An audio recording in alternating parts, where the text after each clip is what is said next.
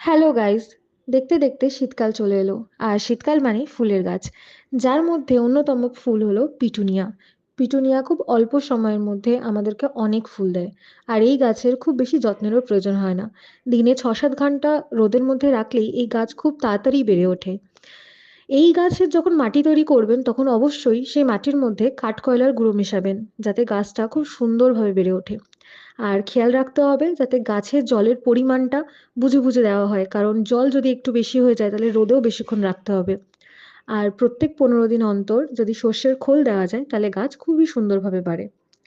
এই গাছের যে প্রথম ফুলটা হয় সেই ফুলটা আমাদেরকে ছিঁড়ে ফেলতে হবে, কারণ ফুলটা ছিঁড়ে ফেললেই গাছের গ্রোথও ভালো হয়। আর তার সাথে সাথে এই গাছটি অনেক সুন্দরভাবে অনেক তাড়াতাড়ি আমাদেরকে অনেক বেশি ফুল দেয়।